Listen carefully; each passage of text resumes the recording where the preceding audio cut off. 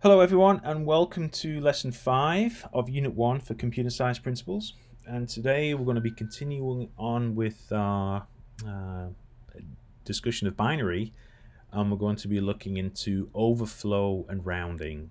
Both are two very important items when it comes to how binary numbers are dealt with. So today's warm-up prompt: imagine you work at a local store. So in the register, all you have are 9 $10 bills, 9 $1 bills, and 9 dimes. So what is the largest amount of change that you can give someone? Well, think about it. Typically somebody's not going to give you a $20 bill, a $100 bill or a 50. So probably going to be given maybe a 20, or maybe a 10, depending on where it is they're buying. So let's say they give you $100 bills. Say they give you a $100 bill. So if you cleared out all the cash in your register, you'd have 9 $9 bills, 9 $1 bills, and 9 dimes. So you'd have $90 in tens. You'd have $9 and 1, so you now got $99. And if you got 9 dimes, you've got 90 cents. So you got $99 and 9 cents. 90 cents. So imagine somebody bought something that cost 3 cents and they give you a $100 bill. Well, you'd have an issue there because you wouldn't have enough change in the register to give them. So what is the smallest amount of change you could give someone? Well, it would be 10 cents.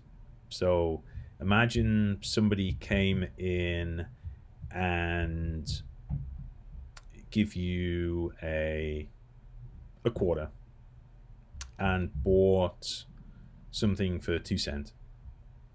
How would you make change? How would you give them the amount of change?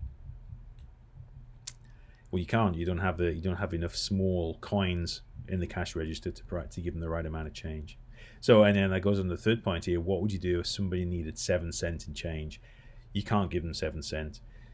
All you can do is give them 0 change, or you can give them 10-cent change, which neither of them are correct.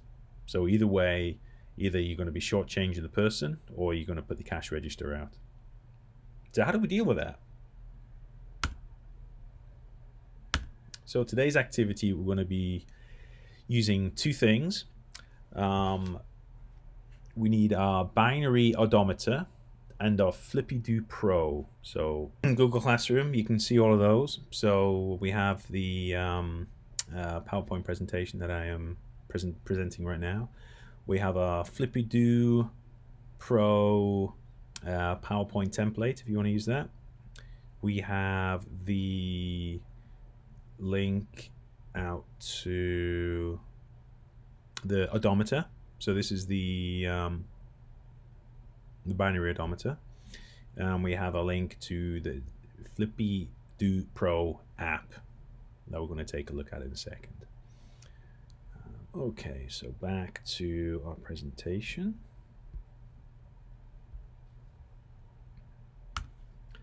Okay, so the binary odometer, we're going to go play with it and see if we can figure out how it works. So over on Google Classroom, let's go click on the link to the binary odometer here. And so we have the binary odometer here. So for those of you who don't know, and you probably already know this already, but an odometer is a counter in a car that measures how many miles a car has done from when it came off the production line to current time. It's used to determine, how much life a vehicle has left for when it's being sold. So that's where an odometer does. So we have 3 buttons here: start, pause, and reset. We have a value that we can set for the start count for the odometer. And then we've got the speed that the odometer runs at. So if we go ahead and click on start on here, you can see that the decimal number is increasing by 1. A binary number is increasing by 1. Ignore octal, hexadecimal, and custom base. at this moment in time. We're not going to be doing anything of those. So just look at the decimal and the binary. We can increase our speed here, make the counter go quicker. We can pause it, start it, slow it down. We can reset. We can set the initial count. So when we click start, it counts from that point in time, from that value even. So that is our binary odometer. So play with that for a couple of minutes.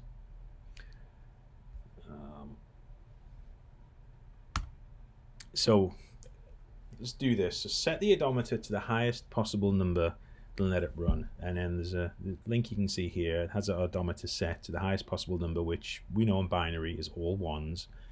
So 1, 2, 3, 4, 5, 6, 7, 8, 9, 10. So then 10 binary places. That would put us up to 1023 as the maximum value.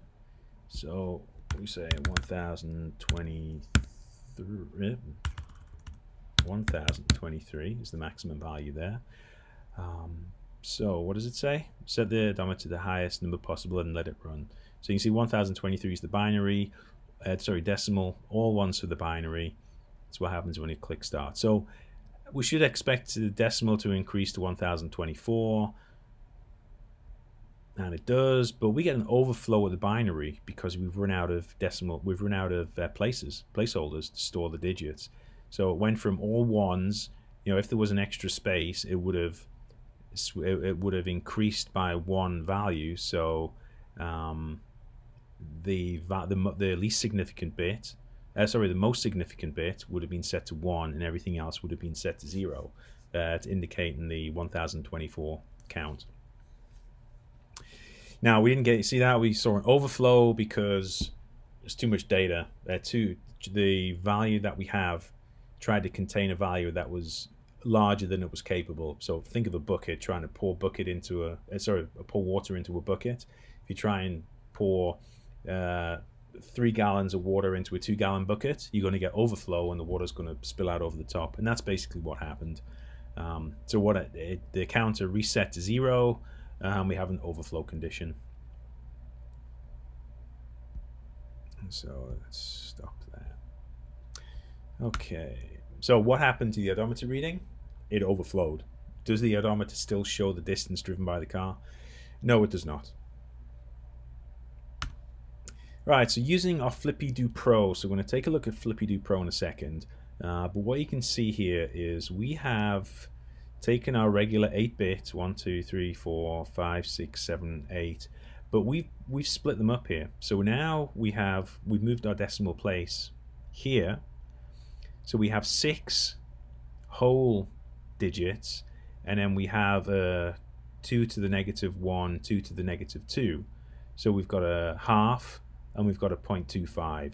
So we're now capable of displaying fractions as well as whole numbers, but that's reduced the largest value that we can now show. So we're able to show values up to 63. So the maximum largest whole number we can show now is 63. So let's go play with our Flippy-Do Pro. So challenge number 1, smallest non-zero number. So what's the smallest non-zero number possible in binary? So let's go take a look at our Flippy-Do Pro. And the Flippy-Do Pro is this link here. So here is our Flippy-Do Pro. And you use this, you can just click on them, toggles it from 0 to 1. It's a little nicer than having to drag in the numbers into from PowerPoint. So what is make the smallest non-zero number possible? So what is the smallest non-zero number? It's going to be, now I remember our least significant bit, I spoke about significant bits and the most significant bit being on the left hand side containing the highest value, and our least significant bit being on the right hand side, which contains the lowest value. So to get our smallest non-zero number possible, we toggle the first digit and it gives us a quarter, so 0.25. So that's the lowest digit we can get. And the equivalent in base 10 is 1, is 2, is 0.25, yeah, to the negative 2. So that's the lowest number we can get.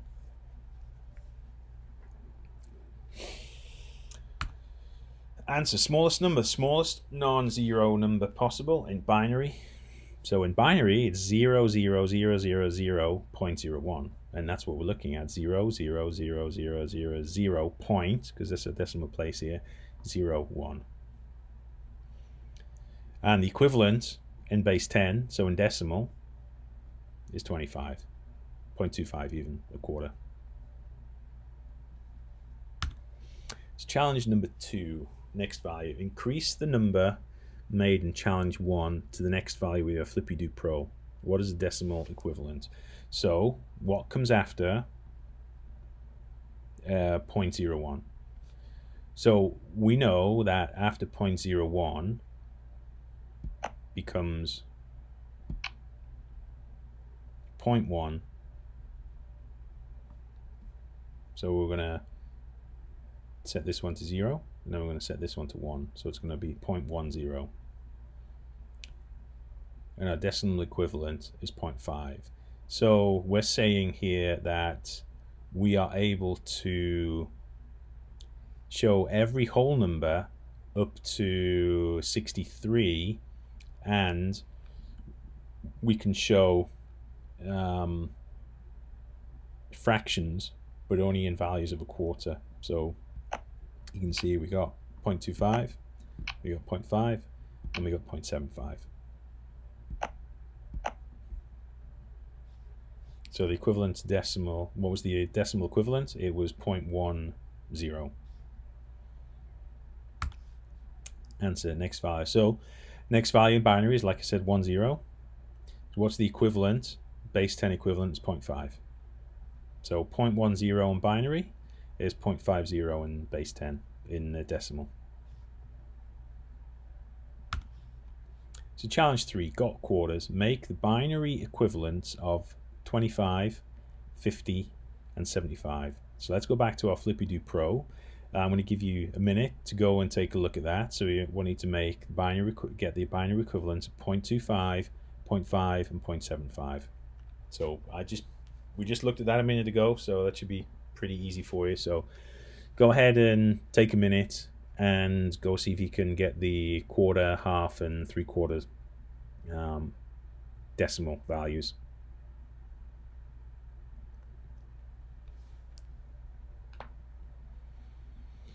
So as I showed a minute ago, quarter, 0.25, decimal, 0.01 in binary. Half is 0.5 in decimal, 0.10 in binary, and 0.75 is 0.11 in decimal. And sorry, in binary, 0.75 in decimal. So got quarters. Decimal is 0.25, binary is 0.01. Decimal is 0.50, binary is 1.0. Decimal is 0.75, and binary is 0.11. So challenge number 4, can't make change. So going back to our prompt right at the beginning, we spoke about how to make change when we didn't have the right number of coins in the drawer in the cash register. So make all the values of change you can with your Flippy-Do Pro. Can you make the binary number for 39 cents? Well, we know we can't do that because we know we've only been able to do 25, 50, and 75. So all the values of change, I mean, it's going to be, doesn't really matter what we put on the left hand side. We can be $1.75, $3.75, 7, 15, 31, 63. So we can do 63 1/4, 63 1/2, 63 3/4. And that's actually the largest number we can display here on the Flippy-Do Pro. So the binary, can we make the binary number for 39 cents? No, we cannot. What is the closest we can get to 39 cents? It's going to be probably going to be 25 because you always round. No, you can guess you can do 25 or 50.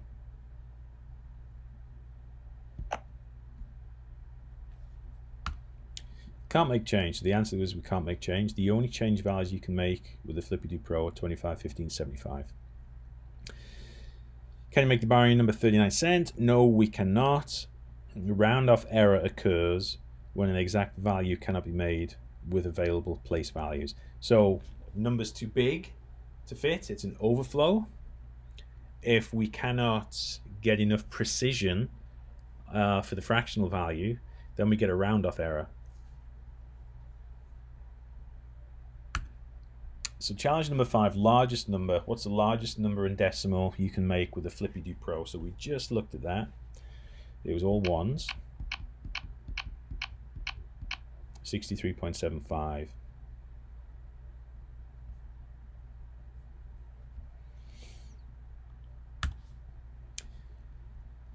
And there we go. So 32 plus 16 plus 8, 4, 2, 1, 0.5 and 0.25, 63.75. So challenge number 6, how much pi? Use a Flippy-Do Pro to determine how much pi is left at the end of a dessert. For each pi, make a decision on how you want to round the number to fit on the Flippy-Do Pro. Write this number down in your journal. So, pi number 1, pumpkin. So estimate how big the orange slice is. Use a Flippy-Do Pro to represent how big the orange slice is. You may need to round up or round down. Convert your binary number to a decimal number. Write down the number for your journal. Okay, so let's see. I think that looks like about an eighth. You think? That's about that much there is about an eighth of a pi. Yeah, that would be a quarter. So that's about an eighth. So going back to our Flippy-Do, what's the closest we can get to an eighth? Well, it would probably have to be a quarter. So 0.25. So this will be 0.01. So let's do this. Text edit. So we're doing pumpkin. And you go ahead and do this with me as well. So pumpkin, we're estimating at 0.25. 0.25, and that is 0.01. So 0.01. Okay, so pie number 2, cherry. That looks like it's like 3/8, maybe. What do you think? That's more like something like 3/8. So how do we represent 3/8? What's the closest we can get? So it's more than a quarter, less than a half. I think it's closer to a quarter than a half. I think if it was halfway, it would be kind of here. So I'm going to say, like I'm just going to have to be 0.25 again. So cherry. Let's do.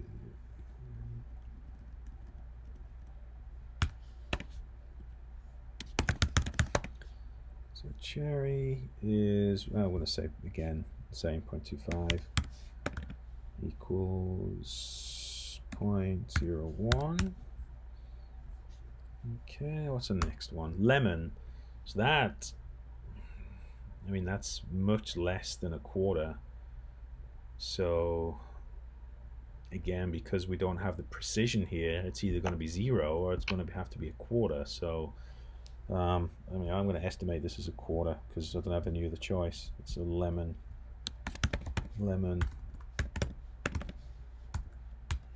is 0.25. It's equal to 0.01. Next one is chocolate. So again, that's less than a half. Larger than a quarter, much larger. It's closer to a half than a quarter, I would say. So let's say a half for this one. So a half is 0.10. So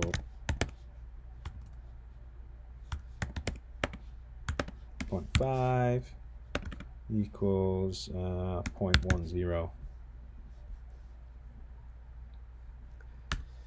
And how much pie is left? So of all the pies that we looked at, all of the pumpkin, the cherry, the lemon, and the chocolate, combine them all together, how much pie do we have remaining? So we would say,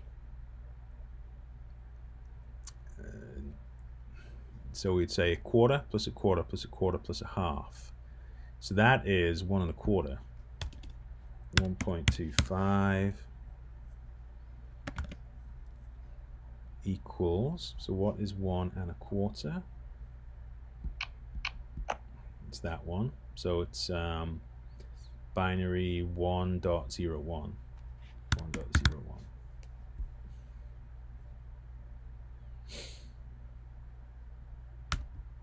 So, and these are the 4 that we rounded up. Our converters, so 0.25, 0.25. They said 0 for that, and that's probably closer. I mean, it's closer to 0 than 0.25, I guess. And then decimal 0.5. So, this kind of looks similar to my answers. You may have picked different answers, and that's absolutely fine. For me, I would say this one is the only one that differs.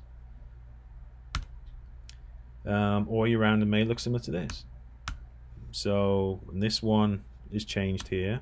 See, we've changed from a decimal quarter to a decimal half, the binary quarter to a binary half. So we've got total here is 1.25 pies left over. So your answer may be a little different depending on your rounding. So rounding up or down, you may have rounded up on some, you may have rounded down on others, you may have rounded up on all or down on all, or you may, if you didn't have to round at all, if you did not have to round at all, you would see that exactly 1 whole pie is left over. So why is this a problem for computer if your answers are different than others? So if everybody's following a different set of rules, if people aren't if not everybody's rounding up or if not everybody's rounding down, the problem is you're all going to come up with different answers, and a computer will always have the same answer to a question every single time. It has to follow a specific set of rules. If you're rounding down, you have to round down. If you're rounding up, you have to round up. You have to do that every single time. And the computer must know what those rules are in order to abide by them. So we have to make sure that computers will always come out with the same answers to the question. So wrap up. What does the binary odometer show about representing large numbers? So representing large numbers, we had an overflow. It's stored the largest number it could on the display, and then we tried to add one more to it. We had an overflow. What does the Flippy-Do Pro show about representing very small numbers? So I'm talking about the precision of the numbers. We don't have, we're just using those two binary places. We don't have the ability to show 1 cent or 2 cents or 5 or 10. The smallest we could show was it was a quarter, 25 cents. If we had a big enough odometer or Flippy-Do Pro, could we represent every possible number? Absolutely we could. How big would that odometer or Flippy-Do Pro have to be, though? If you're thinking about financial transactions, you would need, how many decimal places or how many binary places would you need to show 1 cent? So a 1/100th of a dollar. How big would we need, or how many binary places would we need to show 1 trillion miles? If a car could ever do 1 trillion miles, where do you stop? So the idea is here, when you are determining the values that you want to show, you use a set of binary places large enough to show what you would expect the maximum value to be, or what you would expect the minimum value to be, and the precision for that minimum value. So continue on. With a fixed number of bits, computers can only represent a fixed set of numbers. So an overflow error, we spoke about this, an error from attempting to represent a number that is too large. So an overflow error here, we try to represent the number 11. We only have 3 bits. We can only represent a number up to 7. So we try to show 11, we get an overflow error. A round off error. So errors from attempting to represent a number that is too precise. We try to use too much precision. The value is rounded. So if we try to represent 1.48, which is kind of here, it wouldn't show it. We can only show either 1 or 2. And typically, you would round down to 1 here. If it was 1.51, you would round up to 2. If it was 1.48 or 49, or you would round down to 1. Even if it was 1.50, you would round it up to 2 as well. And that is everything I wanted to cover for today. So hopefully you've learned a little bit about overflow and precision. Very important things you need to take into account when you're dealing with binary numbers. And I will speak to you again for our next lesson.